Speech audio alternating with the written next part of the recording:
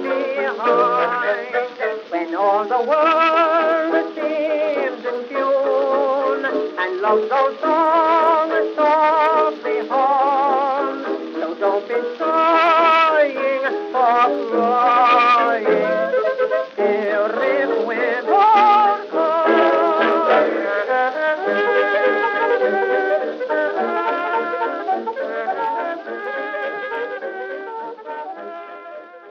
Welcome to another edition of the Lawyers, Guns, and Money podcast. As is usual, when you see me and Stephen Adwell, we will be discussing an episode of Game of Thrones.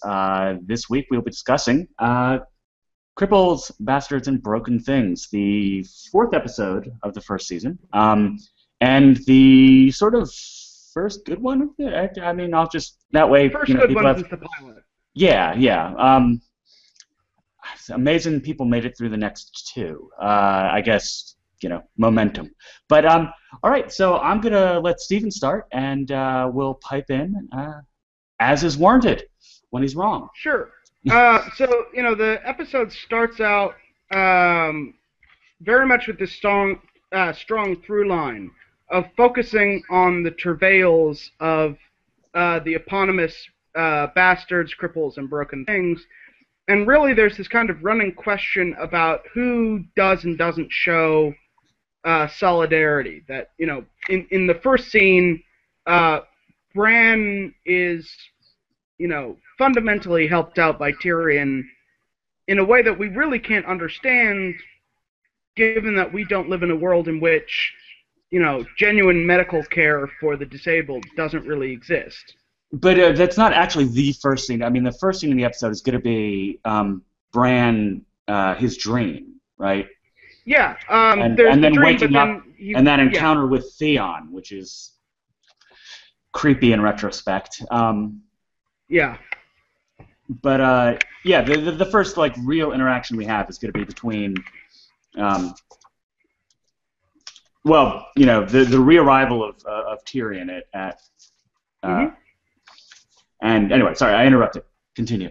Yeah, no, I mean, you know, there is the dream, which I think reasonable people can differ over. You know, there's a whole metaphysical level to the books that the show's choice to not do dream sequences, with the exception of these rather enigmatic sequences with Bran that have very little to do with his dream sequences in the book. You know, so it's kind of hard to judge them. It's sort of like I can see what they're gesturing towards. I just think it's going to be several seasons until we know whether or not that's going to pay off.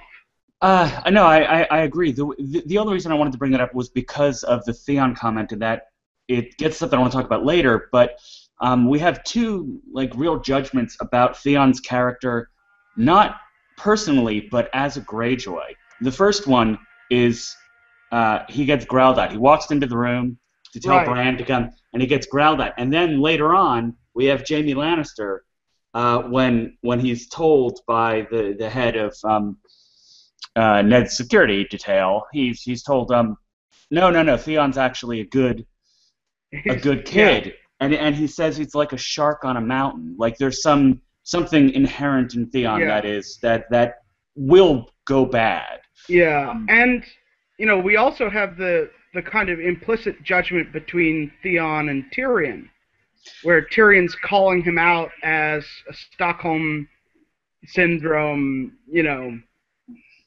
no account person, really. Yeah. We're getting a little ahead of ourselves. Let's keep going with your line of thought. Okay, so, you know, the interesting thing about the Bran and Tyrion scene is that, you know, this is a rare moment in the series where people reach across a divide to help each other out, having formed some understanding of solidarity. That, you know, there's something that they share, and a big question in this episode is, you know, who's going to show that solidarity and who's not? Who's going to make that kind of leap of understanding and who doesn't? And there's actually the visuals back you up on this perfectly, because when Hodor brings Bran in, there's that moment where Tyrion says, come down. Can you ask him to Come kneel? down to my level, yeah. Come down to my level. And Bran says, Hodor, kneel. And it's a moment where Bran is recognizing sort of the necessity of not necessarily shitting on those who are, in this case, literally beneath you. Mm-hmm. And so it's a nice little moment. It's one of the first where, I mean, of course, Bran's dealing with things anyway, but yeah. But anyway, continue. And I think you're right, and I think the visuals are sort of backing you up on this. Yeah, and the only criticism I have about that first scene is that the scene between Theon and Tyrion is pretty clunky. And it's one of two clunky scenes this episode that I think show the kind of growing pains of the season. I know the second clunky scene you're going to talk about, and I actually didn't think it was as clunky as you did, but the Tyrion Theon scene was actually very. It seemed to have been filmed by two people who were nowhere remotely near each other. There was no connection. It was just Tyrion's disdain, and given that he had just made a declaration of solidarity with all cripples, bastards, and broken things, you would think he would recognize, a kindred spirit in Theon, and he clearly didn't. And the sort of the motive for the scene, I have to say, I'm a little bit cynical about, which is that, when I look back to what people were saying and talking about in the first season, a lot of the casual viewers, or just the non-book readers, had a hard time in the first 4 episodes telling the difference between Robb, Jon, and Theon. And so I think what was needed was to, hammer home Theon is not a Stark. There is something wrong about him being here. And it's not just, I think we've discussed before when I had the 3 of them up on the overhead during class, and I pointed to Robb. Pick the wrong one, yeah. And yeah, I mean, it's not just book readers. They chose actors who are sort of difficult to differentiate, especially when they're standing right next to each other. So giving them all a little bit of space to become individuals, it's something important just with a cast this size, period. It's not, and if you go back and you look at actually reviews of early episodes of The Wire, people are complaining that they can't, and I don't think it's actually people were saying that there are racist undertones to it. I don't think it really is a function of racism. I think it's just if you have a cast that large, it is difficult to tell one person from the other. And sort of unlike the Wire, here we have a scene where people are literally explaining to one another who they are, which for its part, The Wire never did. It said, no, you're just going to figure this shit out. Yeah, just catch up already. Jesus, haven't you already seen the first season? So moving on to our next pair of sort of outcasts on the question of solidarity, we have Jon Snow meets Samwell Tarly in what has to be a conscious recreation of Full Metal Jacket, doesn't it? I don't think it has to be, but I mean, I see what you're getting at. Except, well, one, obviously, Sam is no Vincent D'Onofrio, and Jon is much more naive than Joker, right? I mean, would have been in Full Metal Jacket in terms of trying to help the. I mean, it's a question of, is it naivete or is it solidarity? That, Jon, having been slapped out of his sense of privilege, now is actually making the choice to reach out to someone. Joker never does. He's too kind of laid back and ironic and hipster-like. But it's almost the reverse of what happens in Full Metal Jacket, which is you have this guy who's being viciously abused by an evil drill sergeant, right?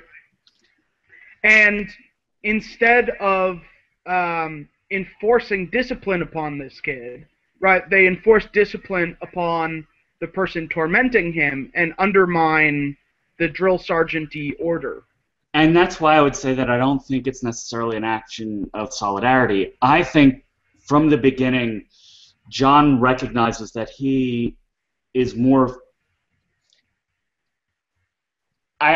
What can we call it? Like, I don't know, stark privilege. Like he feels more entitled to actually be leading, right? Yeah. And he feels better than Alistair. Alistair, right? Yeah. Yeah. Yeah. I mean, there is that, but at the same time, because if the scene at the end of the episode where he is, manipulated all of the new recruits into not beating Sam, and Alistair comes up to him, and John just he's standing back staring. Mm-hmm. He's not. It's a silent challenge, but it's definitely a. Yeah, and Alistair does kind of have that speech where he talks about the reason why he's being such an asshole. But I think for me the core moment with this John-Sam relationship is the bit where Samwell talks about his father and why he's here. And, especially in the book, up until this point, John has had a certain amount of contempt for Samwell Tarly. Like, he doesn't want this kid beaten in the same sense that, you might object to someone beating an animal in front of you. But, he still thinks to himself, this guy's fat, he's a coward, etc., etc. And what I think happens in that scene is that he recognizes a certain parallel with his own situation. Namely, Samwell Tarly is someone born into privilege, right? He is a Tarly of Horn Hill. He is unlike John, he is the heir to the... Yeah, he's the rightful heir. And yet, he suffered a estrangement from a parent that is far worse than anything that Jon Snow went through with Catelyn. Catelyn did not like him. Sam's father threatened to murder him. And we'll in get the to book, that. In the book, John says, there's a certain courage here that, Samwell Tarly is willing to be honest about who he is and what he is and isn't capable of. And at the end of the day, he's willing to come to the edge of the world and, try to still be himself. And John kind of is taken aback by that in the book. Embraces inner coward, yeah. Knowing yourself. John is someone who, as we'll see later, has a certain amount of self-knowledge to gain. That he's someone who still, deep in his heart of hearts, thinks that there might be a chance that he could become the true heir to Winterfell. I agree, but one thing that I do want to point out is that I think you're right in terms of the structure of relations between Sam and his father, John and his, but I think another motivating impulse here is simply, we can just go more baldly psychological and say that John now has a hole in his life. It's about the size of a paralyzed Bran, right? He was forced to leave Bran, this brother that he's cared for, at a moment when Bran really needed him. And, although, forced chose. Well, no, I think he would have chosen to take the Black. I think not at that particular moment if he didn't have to. Right there, and he has, and we see this later on as well. He has a sort of need to be someone's caretaker.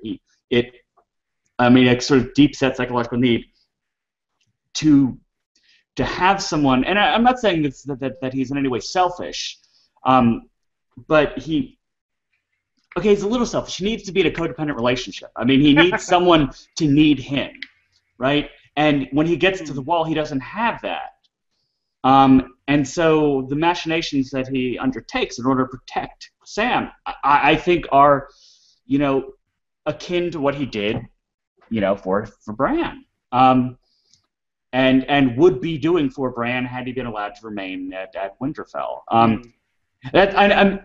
I really do not mean to disparage John in any way for this. Wow, what a terrible human fucking being you are. You have this internal need to like help people, asshole. Right. Right? I'm really not knocking it, but it sort of goes to what you're saying about solidarity, and what are the origins of it? Is it shared trauma, or are there some people who are just and there's a lot of this in this episode, and we'll talk about it in other aspects, but are some people just born union leaders? Right? I mean, that's Yeah. sort of the undertone here. But anyway, continue. I'll have more to say All about right. that. So yeah, I mean that's all I had to say about the John and Samuel storyline.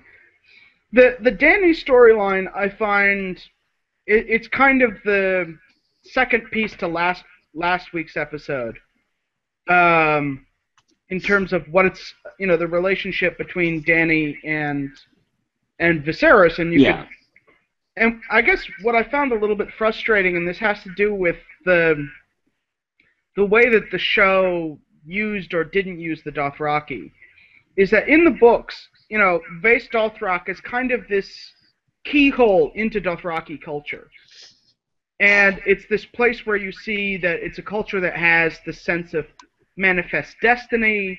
It's a culture that has this kind of interesting relationship with gender because, it's extremely male-dominated in terms of who leads the clans and what values are approved of or not. But at the same time, it's a society where the one city they have is a city ruled over by widows. Yeah, and one of the things that sort of bothered me the first time I watched this was that in the opening credits you have the giant horse statues. Mm-hmm. They're there. When we're introduced to the city, they're not. They're visually, when we get that establishing shot, it's a sort of slow pan. Well, they pass through them, don't they? No, they don't. I'm pretty I didn't sure see it. They do. I just rewatched it like an hour ago. I might have blinked, but I mean, sure, we'll put a bet on it. But yeah. there is a shot where they pass through the two horses, and what you kind of lose there is that in the books, there's one road through the city, and the road is lined with statues of gods from other cultures that the Dothraki have stolen and brought back as kind of trophies of the superiority of their own culture and their own religion. And this is another kind of example. We get in this interaction between Dany and Viserys again this importance of Dany's assimilation into Dothraki culture and Viserys' failure to assimilate. That, when Dany realizes that being the wife of the Great Khal means something, that she, it can transform her relationship and her status in ways that she understands, but that Viserys doesn't. Like, he's the one who doesn't get why it might be important to start dressing like a Dothraki if you want to lead a Dothraki army, and she's someone who, by this point, is dressing like a Dothraki, and, now if you actually attack her, she will take a hand to you. She'll belt you in the face, quite literally. And will also threaten to take your hand. Yeah. But what's interesting, and this is something that I haven't really read a lot of people talking about, and I think it's in part because people have read the books and they sort of know where it's going. But Jorah's actually much more interesting as a character who's being respected by the Dothraki, right? Yeah, I mean he's kind of a Laurence of Olivier. What's the white dude in Last of the Mohicans? He's that white guy gone native character. Except he hasn't gone native, and in fact, everyone he's talking about when he's riding next to Dany, all of the people, they end up showing up 2 seasons later. Or one of them does, and but he's not quite the world-weary, you're not a threat to us kind of mentor that you normally have in these situations, like, and to go back to our previous discussion, the Obi-Wan Kenobi character who Right. is sort of an unthreatening. Like there is, I mean, even Danny doesn't entirely trust Jorah. But the Dothraki don't mind him just, like hanging out. Oh, you want to ride with the Khaleesi? Well, go ahead. We don't think there's anything going on there. Yeah. And yeah, they do have an interesting relationship, especially in the book, because he's almost an unofficial servant to Khal Drogo. He's the interpreter. He's the go-between between many different people. And hush now. Yeah. What's interesting is he's also making a political play in this episode, which is that as he sees Dany making this transition, he starts to put it into her head that Viserys is incapable of taking the Seven Kingdoms.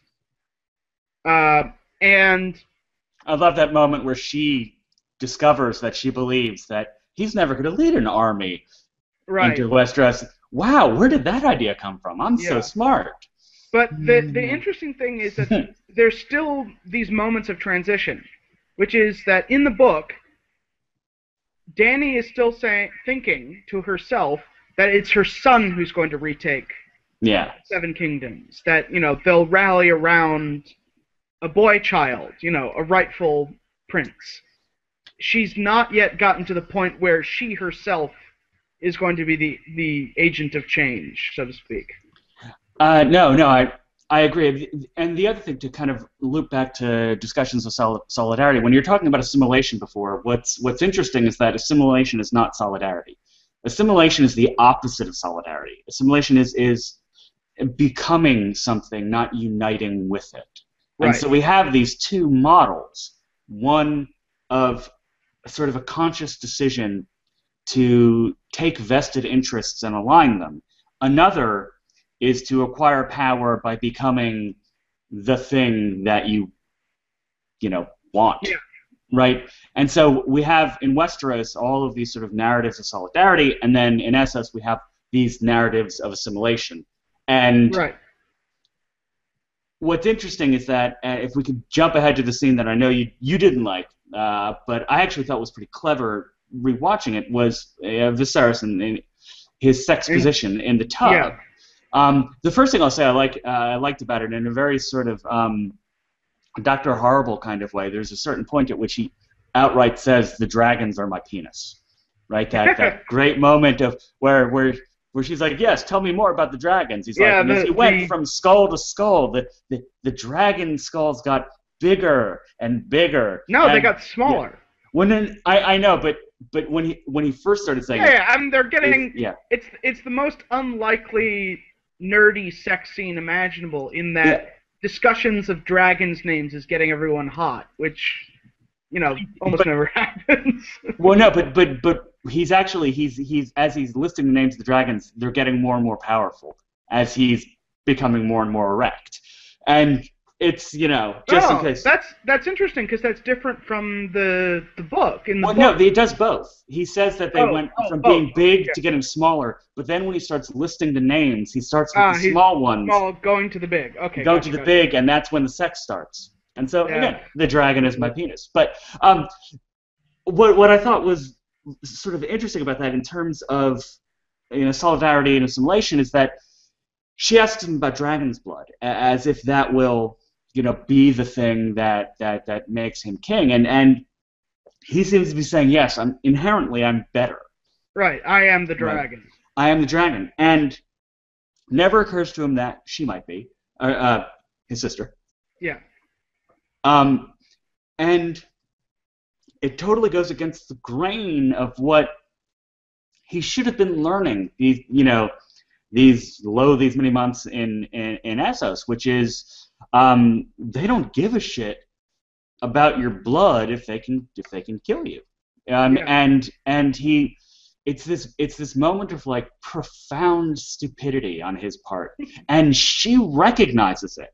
I mean, she's humoring him because she has to, but she seems to recognize that this guy really isn't long for the world because Yeah, he's and there's a line in the books when Danny hits him with a belt, in which he says, in that instant, or it's something along the lines of like, in that instant, he looked small, and she suddenly recognized that he'd always been small, but that in her mind he'd always seemed bigger because, she had been a child and he was her older brother.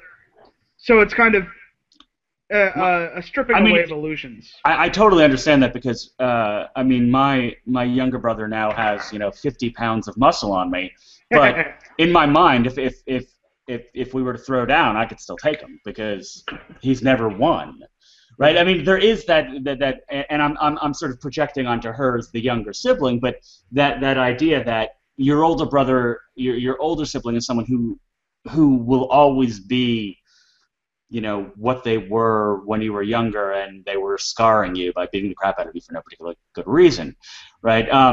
I hope you're. I'm recognizing the fact that, for example, even though me and my brother are now of a height, we still have this weird ritual of I pick him up and he picks me up, as like who can do, literally a strength contest. Yes, exactly. And next the airing of grievances. Yes. But yeah, there is that, and the moment that Danny had that my brother never has is when she said, gets to say, "You're gonna have an interesting Thanksgiving." Oh yeah, well, we always have. We get a bunch of Jews around a table. You always have an interesting Thanksgiving. Yeah, exactly. But it's a great moment for her because it's a moment of she's realizing the power that she's actually had for quite some time, and she sort of realized it before when she's like, "Hold on, stop this horde. We're gonna exactly. Right? I'm not gonna. I can put the brakes on this, And she sort of realized it, but now she's starting to really, in a way that we'll see obviously coming to fruition in later seasons, where she begins to understand how to manipulate the power she has, as with the, I won't tell everyone that I can speak High Valyrian, and what you've been saying about me the whole time, because it just makes it so much more gratifying when I get you. And this is the beginning of that, that kind of Danny. But the one thing I wanted to move on to, hold on, let me grab my notes. Before we sort of move on, the comparison I was making earlier between solidarity and assimilation is that there's another way that solidarity can be born. It can be a choice, and John seems to have made a conscious decision to, ally himself with Sam. But there's that conversation towards the end of the episode where they're both scrubbing the tables. Right. Right. And on the one hand, it's the kind of conversation that guys have, when they're talking about women and the women they've been with or wanted to be with, or where you come from, but it's also very much, it's almost a prison cliche, right? Every time you have the characters in prison, they're talking about their missed opportunities, the women that they never had and never can. Right. And I'm thinking this as I'm listening to the conversation. And then all of a sudden, they start cutting to these long shots where all of the interior structural supports are visible, and then the crow or the raven lands on the outside, and we see looking in through the bars. And all of a sudden, you realize that they're filming this like a prison scene, like they're in a mess cleaning up, after lunch or and starting to play tickle fights. Not exactly subtle. No, and I sort of hadn't picked up on this before, but it's really well done because it shows the camaraderie being born not just of a conscious decision for solidarity, but a recognition of weakness in each of them, that they are no longer masters of their own destiny. They have to listen to what other people say. And so I'm going along with this. I'm thinking, we should talk about this in the podcast. And then all of a sudden we have the next scene, which is the prison riot scene, where John defies and she's like, oh, what are you doing here? Like, how are you setting John up? And I'm having flashbacks to Oz and stuff now, and you know, it's like, oh, Christopher Maloney, he's always been against the raping of children because, you know, there are lots of people for it. But it was a really interesting because it cast John in a slightly different light, which is a victim.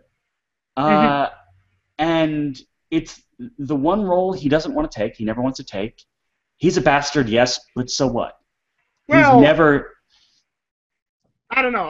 I'd push back on that. John spends a lot of time feeling sorry for himself and seeing his own situation as somehow uniquely terrible and awful until he gets pulled up by the short hairs. And, you know, that's why I think that the scene with Tyrion in the previous episode is important, is that, you know, what it's doing is it's getting John to sort of look outside of himself.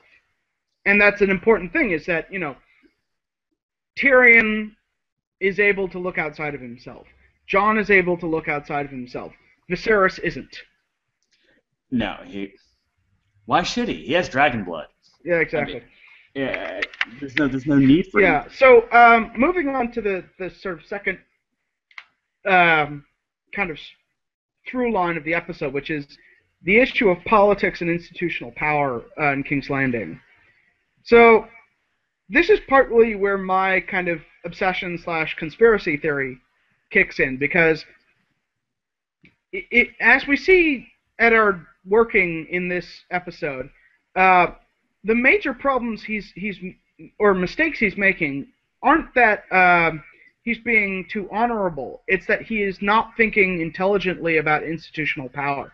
Namely, you have this problem of disorder in the capital, right? And his solution is, I will give you 20 of my men.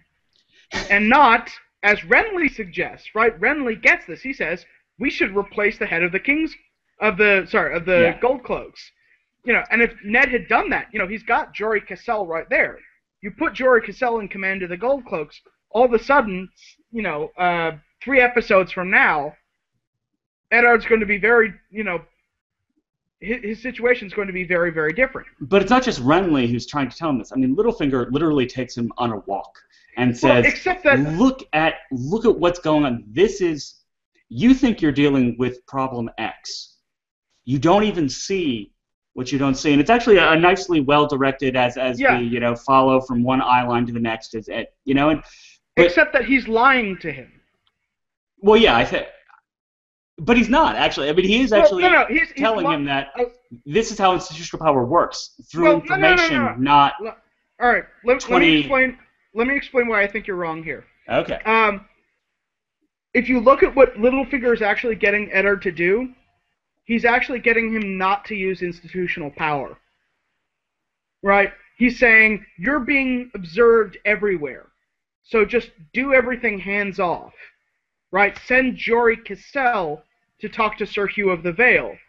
Even though Littlefinger knows Sir Hugh of the Vale, and he knows how Sir Hugh of the Vale would respond to some scruffy northerner who's not a knight coming to talk to him. Yeah. And the other thing that, you know, is in the book but not in the show is that Littlefinger... First of all, all right, right now Eddard wants to talk to Jon Arryn's staff, basically. Yeah. Right? Most of them have gone back to the Eyrie because Littlefinger has made sure that happens. The only people that Littlefinger allows Eddard to meet are people who would connect the dots about Jon Arryn's investigation of the paternity issues, but nothing else. So what he's doing is he's structuring the relationship, the investigation, so that Eddard finds out exactly what Littlefinger wants him to at the pace that Littlefinger wants him to. And I have this theory that he deliberately sets up Sir Hugh of the Vale to be assassinated in order to kind of raise the temperature on Eddard's distrust of the Lannisters, and to kind of create this illusion that there is an active conspiracy trying to thwart his investigations, when the actual conspiracy that's doing that is Littlefinger. Okay, well, I don't think you're really pushing back, because I would sort of agree with that. It's more that yes, he's telling the truth that Eddard's being spied on. It's that his advice is terrible. Oh, no, Yeah. I agree. And one of the reasons that instead of naming this podcast after the actual episode title, I named it after the odd moment in the show where we have the parallel. Instead of Cripples, Bastards, and Broken Things, who are the sort of sentimental favorites of the episode, we're supposed to feel victims. for them. Yeah, but there's this moment where we learn about, people who poison. It's women, cravens, and eunuchs. And we have Cersei, Littlefinger, and Varys. Varys. We have our women, our craven, and our eunuch. And yeah, although Pycelle could easily fit in the second category. Well, he could, but I think in terms of how they were delegating. Yeah. Right. This is the other terrible trinity in the episode. Right. All of whom, deal with Ned in one way or another. Yeah. Although the interesting thing about the scene with Pycelle, and this is where I get into the sort of the illusion of a conspiracy against Ned Stark, is that Pycelle is someone who is literally handing Eddard Stark enormous amounts of information that only Pycelle knows exists. And had he just kept his mouth shut, Eddard never would have gotten anywhere. And this is the kind of the irony of the situation, is that Cersei's conspiracy is so slapdash that she's left Pycelle out of the loop. And therefore, he's handing over crucial information that if he just not said anything, if he just never told Eddard that there was a book. A book, yeah. That, Cersei would never have had to do anything because Eddard never would have figured out what was going on and why Jon Arryn was assassinated. So, kind of the irony here is that, yes, there are conspiracies going on, but there's also this fake conspiracy that's being assembled. And, Eddard is actually making a lot more progress than people give him credit for. And the reasons that he's succeeding have a lot to do with how, in reality, the Lannisters are not nearly as strong as they appear.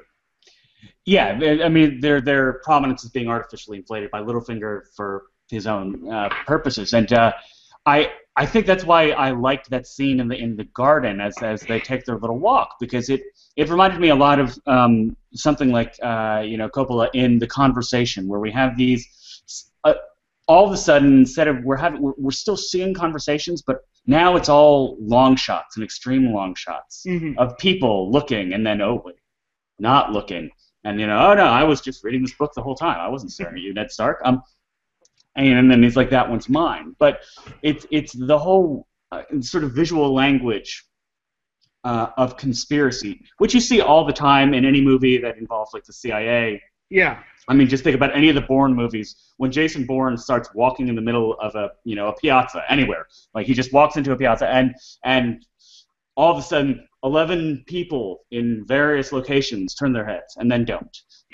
Very conspicuously don't turn their heads. Yes, because for some reason in espionage movies, the CIA is incredibly bad at espionage. Oh, they're awful. I mean, but a big part of that is that if they were good at it. Yeah, exactly. If they were good at it, you wouldn't be able to tell. And in fact, this goes back to something with The Wire in terms of the way that it confuses you, because it doesn't condescend to show you how the sausage is made. They just thrust you into I mean, literally the first time we enter into the Baltimore housing complex, it's just a bunch of people. We have no idea, who Bubbles is. We have no idea who the snitches are. We have no idea who it's just, here's a lot of visual information that you can't process. And they just throw us in there. I did want to bring up one kind of element of the through line of misfits that does crop up in the King's Landing scenes, which is Eddard's talk with Arya, in which they discuss Glad you brought this up. What Bran could be and what Arya could be. And this is something where I kind of want to throw out an explanation for why the dad who understood Arya enough to get her sword fighting lessons in the previous episode now seems to think that she's going to be just like Sansa when she grows up. And okay, I'll let go on. sure, and just the sort of explanation is, that I just want to throw out there for people who are sort of wondering about this is, one, Eddard is not a 21st century, enlightened dad. He is still living within his society. But he's also someone profoundly affected by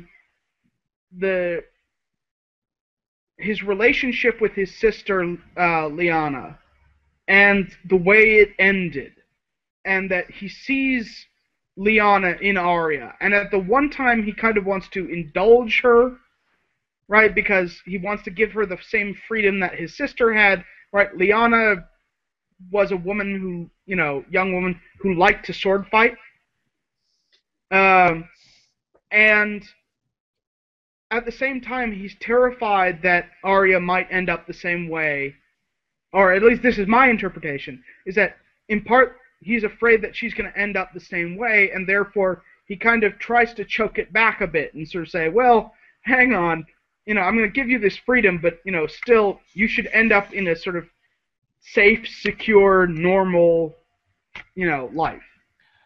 I will say that content-wise, I agree with you. That is what he is saying. Okay, but I was actually struck when I rewatched this last week by the way that it was shot. There were a series of very sort of slow zoom-ins on the two of them as they were speaking, which is a sort of really highly manipulative way of creating the impression of intimacy by moving the camera closer from maybe like a medium close-up into a close-up on two people, in a two-shot.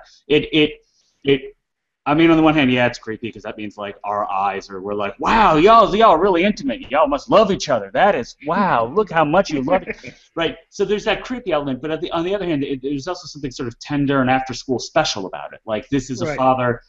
He's saying what he's supposed to say, but as they cut back and forth and they reverse, all he's doing is smiling with his eyes, and he is just. He's clearly in love with his daughter, and I think a lot of it has to do with, and the reason that he's able to recognize what Arya is. She actually comes out and says, "No, that's not me.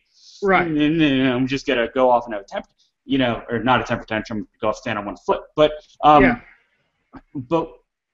but his face, like as she yells at him, right? They cut to his reaction shot, and he's just beaming. He's so happy because. He described Sansa's life to her, and he knew how she was going to react. Oh, okay. That's interesting. Right? It's because his daughters are so different, I think, that he's able to become aware of what each of them is going to be. Although, interestingly, we only really see a successful relationship between him and Arya. Well, because... Sansa's in a way, and this will be totally belied by what goes on in future seasons, but in a way she's really uninteresting, even to her father. She's a commodity to be traded. She is I think it's more that she's her mother's daughter, whereas Arya is more her father's daughter, in the sense that the things that Sansa is interested in and good at are the things that Eddard has been raised to believe are not his purview. And he kind of clearly has problems making that transition between my child is a child and my child is about to be a woman. I mean, hence the gift of the doll that kind of symbolizes that kind of failed outreach that she'll later pick up in season 2. But one thing I will say is that I will push back just a little because Eddard knows what he has in Kat. I mean, he understands that she is not a typical wife, right? I mean, depends what you think about the typical wife, which is, we have this. Typical wife for the show, not Right. But I'm just saying, in the medieval context. A wife of a great lord is not a Susie homemaker. That's what you have servants for. Yeah. a wife is supposed to be, among other things, someone who can hold your castle for you if you're off leading your army somewhere else. You know, she's someone who is supposed to have a certain amount of political good sense. I mean, she's not supposed to be an independent political actor. She's supposed to be looking out for the interests of the family, but she's not supposed to be a dullard. So, in many ways, Catelyn is kind of, within Westerosi society, almost the perfect wife. Okay, right. No, I see what you're saying. Mm-hmm. I was sort of trying to build up to the final scene of the episode where she's not a wife, she's a daughter, right? And when she calls out all of her father's bannermen, when she after Tyrion comes in, she doesn't. I mean, she's right. The bannermen she calls out are her father's, not her husband's. Yeah. And of course, terribly, the last bannerman, she says, the one, the most trusted. Is Frey. Yeah. Yeah. But you know, at the same time, come on. At the same time, it's a brilliant political move that, you know, she understands feudal politics so well that she's able to pull something off with no men of her own. And even Tyrion at the time is infuriated by how outsmarted he's been. That he has you know, that he has no idea what was happening. And so he just did a couple not. Boxes. No, I was just going to say, go just to agree with you really quickly. I actually wrote down that you know, this is the first moment when Tyrion recognizes that he can be outwitted, and they have a nice reaction shot of him, and he's angry that this has happened, but there's also they cut to this close-up, and his anger is laced with a little bit of admiration. Yeah, and that's a fairly accurate reflection of his internal monologue in the books, where he's sort of, you know, he's grudgingly admiring of what she's doing at the same time that he's really pissed off because smart is the one thing he's got going for him. Exactly. So to be overmatched in that area is kind of existentially frightening. So just you know, checking off some boxes here. Do you have anything on meeting Gendry for the first time and this kind of John Aaron the geneticist? Okay. Well, I can. Well, what I could say is that, and I noted how that scene was filmed, and we begin with a long shot of him behind the forge. He walks up, and then we get a medium close up as he's talking to Ned. But as the first time that Ned notices that there might be something to this boy is when, in a medium shot, or Brian Kirk, the director, shoots him with the helmet, and he's like, "It's not for sale." And this kid is being stubborn, right? Like a bull. And they cut to Ned, and Ned's like, "Wait a second, not like a bull. That's not what Ned thinks." He's like, "Wait a second. I recognize this exact form of." I know, but he's like, "I recognize this form of stubbornness. This is very Robert. familiar to me. This is Robert." And then when they cut back to Gendry, we've gone from a medium to a medium close-up, cut back to Ned, and then when we cut back to him, we're in an extreme close-up where we get to see basically his hair, his eyes, and you know, just a little bit of his cheek. Yeah. And the camera work is mimicking the you know, Ned's process of like, okay, I know exactly who the fuck you are.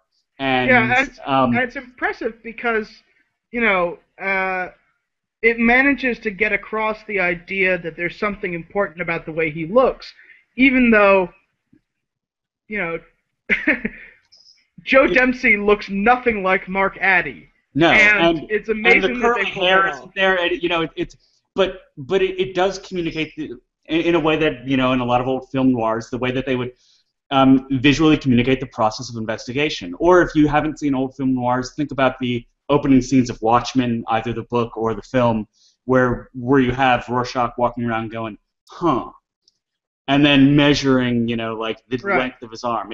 Or my favorite scene in The Wire, which is the scene of fucks. Fuck.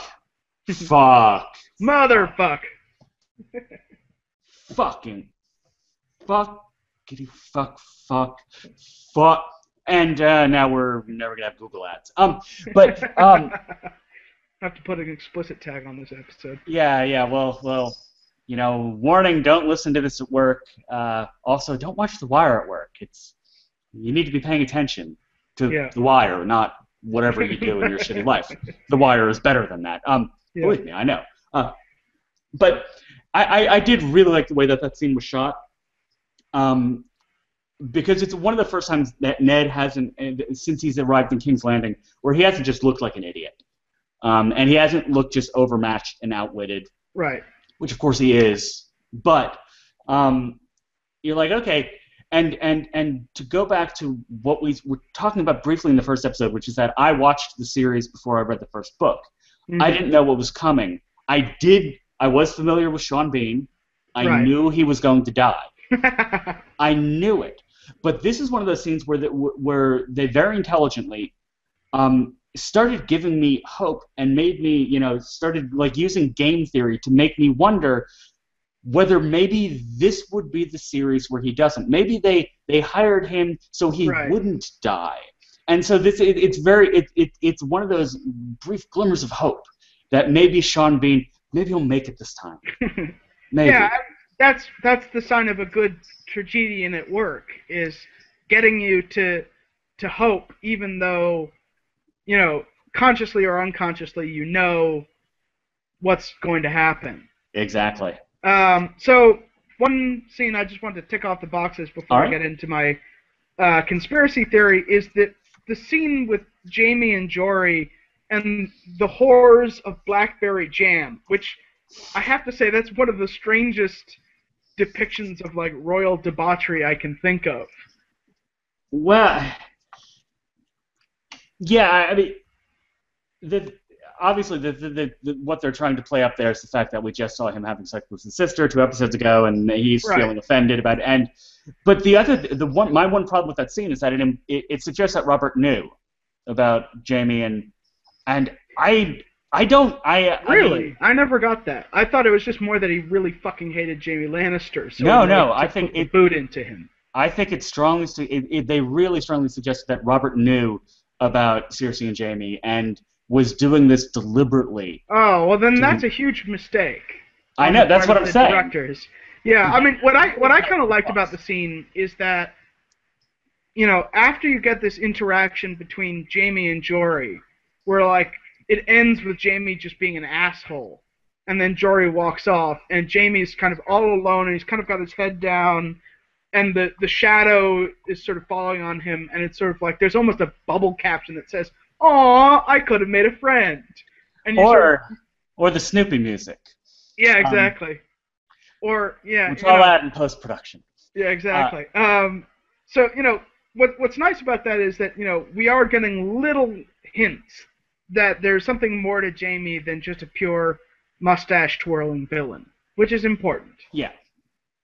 But how about we do this? How about we stop right here, and this will be part 1 of our 2-part podcast on Cripples. Episode 4. Yes. Because God, we're never going to get finished with the first season before we get to I don't think we're going to. It's just going to each podcast will get longer than the previous one until eventually we will produce on episode 9. We will never finish it. We will both die at our desks, having starved to death, speaking about all of the. So this has been a Lawyers, Guns, and Money podcast. We hope you enjoyed it, and we hope you stick around for part 2, in which Stephen will discuss his vast conspiracy theory, and and cats will appear on the desk. All right, so we will see you soon. All right, bye-bye.